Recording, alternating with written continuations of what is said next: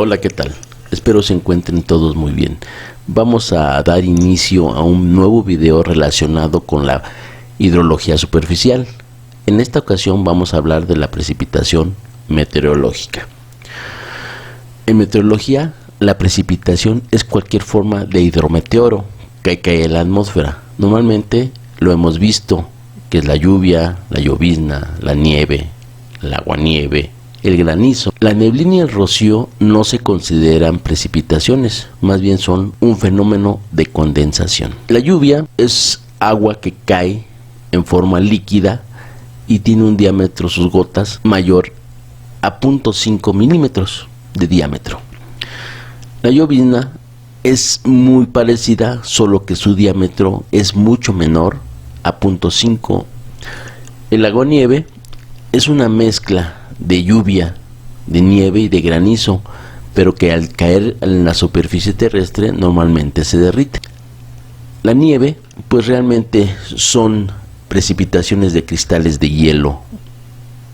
El granizo son pequeñas bolitas de hielo de 5 a 125 milímetros de diámetro y caen en forma separada o juntas. Pueden ser muy regulares o irregulares.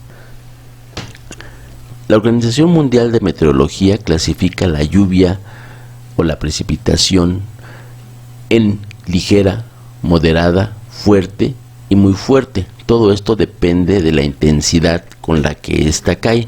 La intensidad es la altura de lluvia en unidad de tiempo. En otras palabras, volumen en unidad de tiempo.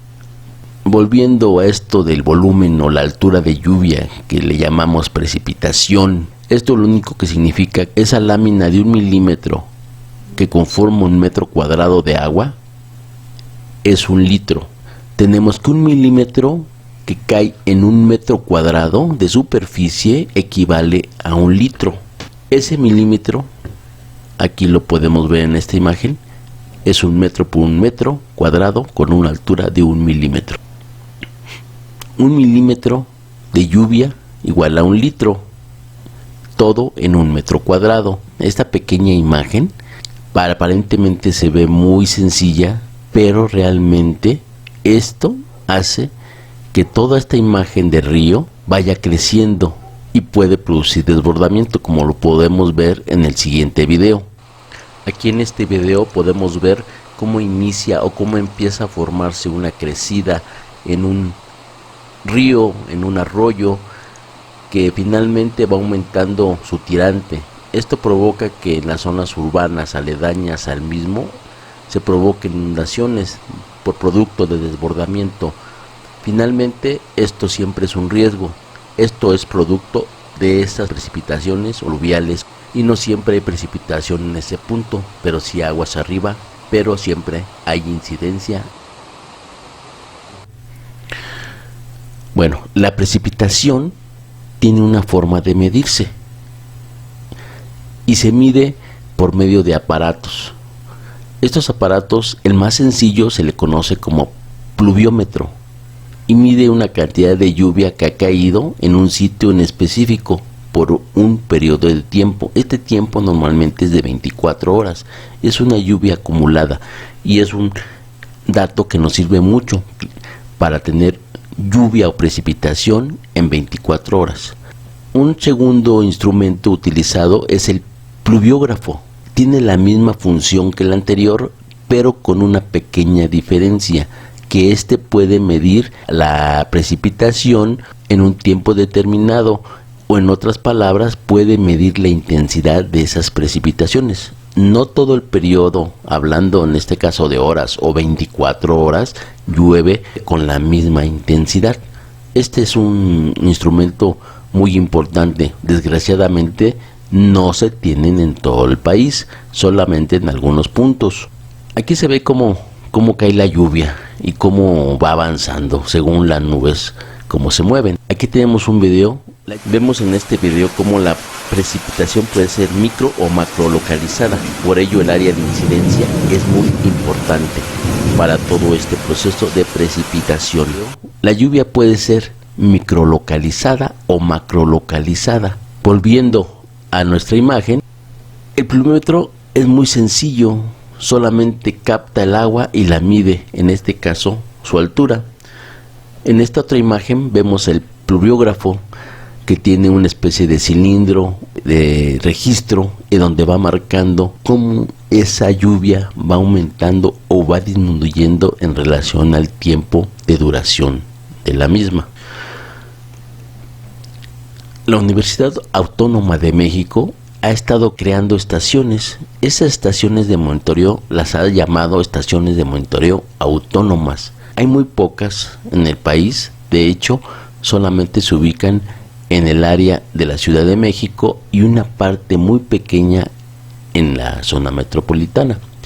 Esas estaciones se componen de un disómetro, de un gabinete, de un panel solar que recarga baterías y por medio de una computadora manda la información por medio de bandas, en este caso una banda ancha. La manda a una estación donde se puede monitorear en tiempo real la precipitación. Por desgracia, como les digo, la tenemos solamente casi en toda la Ciudad de México y una parte muy pequeña de la zona metropolitana. En el resto del país aún no hay nada. Hemos platicado hasta el momento de la medición de la precipitación, todo en forma directa, pero últimamente ya empieza a vislumbrarse la medición en forma indirecta por medio de radares y especialmente utilizando los satélites. Los satélites es algo que existe y que se está tratando de utilizar. Como siempre, los que van a la vanguardia son los países que siempre le apuestan a la capacitación y a la investigación. En México todavía estamos muy lejos de esta situación. Por ello es que seguimos usando registros de precipitación diaria, en este caso registros de precipitación máxima diaria, porque es lo que más tenemos, lo que es más común en nuestro país. La manera de hacerlo se los muestro. Abrimos Google Earth, señalamos las estaciones climatológicas, nuestras cartas topográficas y nos vamos a cualquier punto que queramos. Aquí tenemos las estaciones, las que están operando y las que están suspendidas. Las que están operando están en amarillo, las que están suspendidas están en rojo. Podemos acercarnos al sitio de interés. Vemos que hay varias estaciones de interés. Esta, que es la presa de Guadalupe, climatología diaria. Entramos y miren, aquí tenemos la información de precipitación de todos los años. Nos regresamos. Podemos ver otra estación climatológica de interés. Aquí está una, por ejemplo.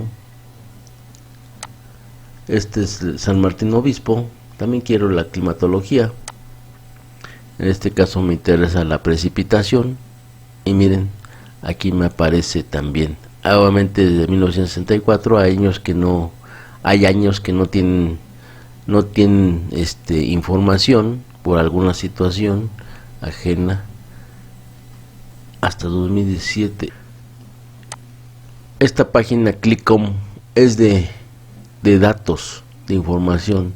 Buscamos el sitio de interés, precipitación, buscamos San Martín Obispo, ya la tenemos y ahora le ponemos descargar. Podemos abrir y aquí vemos que efectivamente tenemos desde el año 1964, pero vamos al final. Aquí la tenemos en 2015 y en el otro lo tenemos en 2017. Debería ser el mismo, pero se dan cuenta cómo cambia. Es ahí donde tenemos ese problema. También pueden ser mensuales y también pueden ser anuales, pero también hay una precipitación promedio diaria, mensual o anual. Para el año 2021 esa precipitación para el país estaba alrededor de 779 milímetros. Esto es un dato muy superficial, porque como ya lo vimos, es altura de lluvia, pero no llueve en todo el país igual, ¿sí? Es un promedio, pero también además no llueve al mismo tiempo en todo el país. Tómenlo así como un dato estadístico. Esta es una imagen que bajamos de una estación, la que vimos hace un momento, cómo bajamos esa información. En este caso es de un solo año.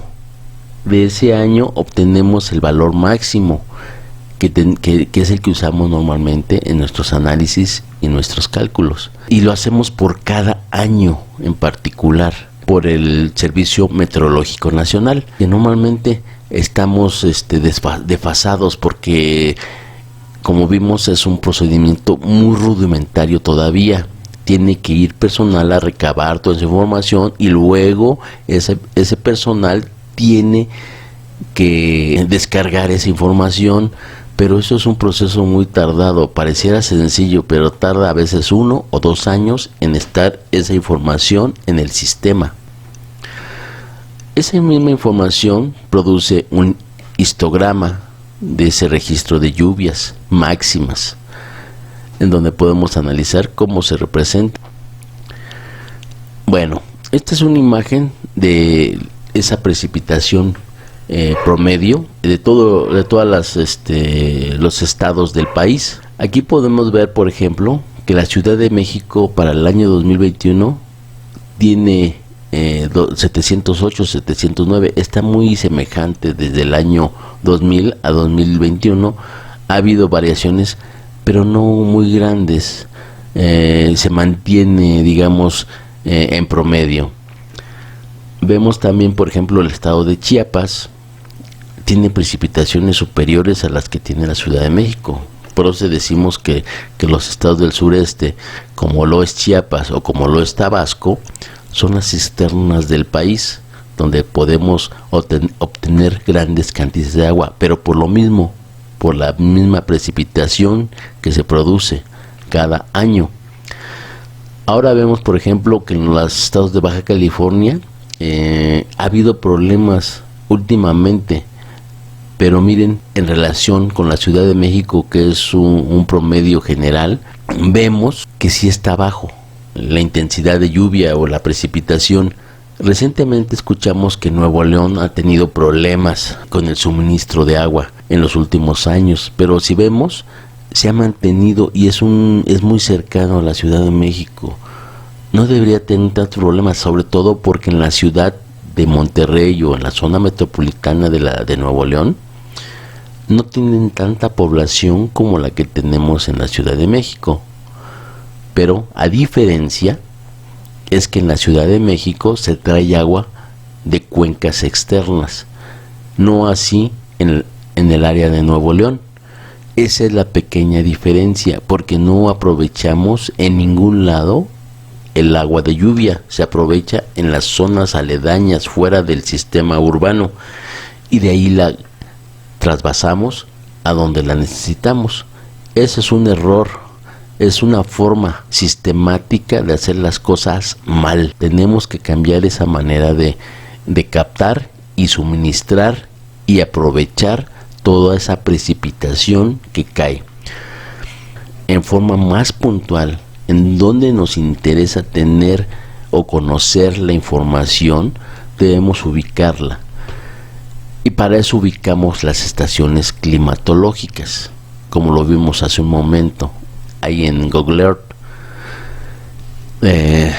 Para ello generamos normalmente polígonos de Thyssen y definimos áreas de influencia de cada polígono para poder analizar esa precipitación y su influencia.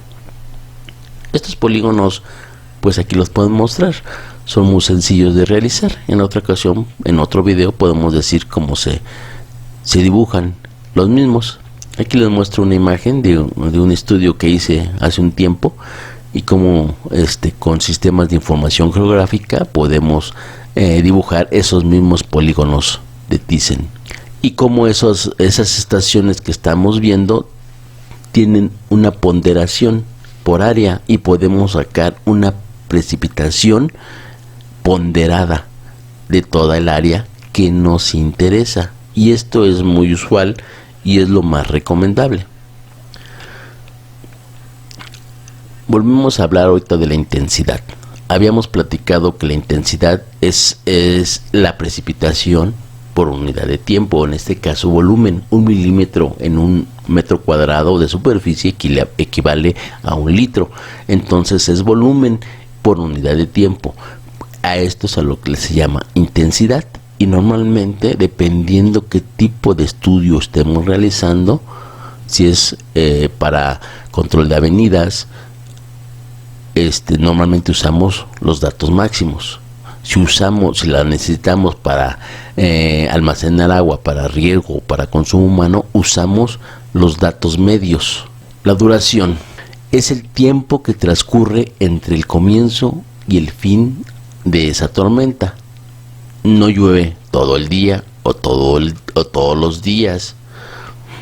Frecuencia es el número de veces que se replica una tormenta de intensidad y duración definidas en un periodo de tiempo. Normalmente ese tiempo se le llama tiempo de retorno.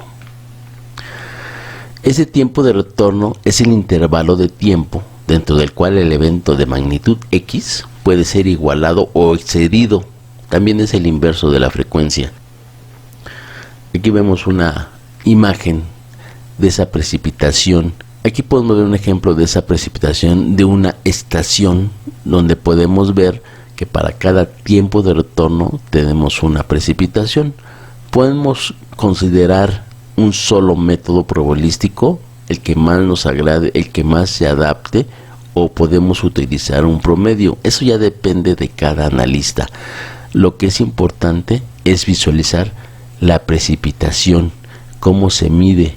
Para mí la precipitación realmente no es tan importante cuando la medimos en milímetros. Para mí la precipitación, hablando desde el punto de vista hidrológico, para control de avenidas, es la intensidad. Es esa precipitación por unidad de tiempo. Eso para mí es lo más importante. Bueno, hasta aquí con este video. Gracias.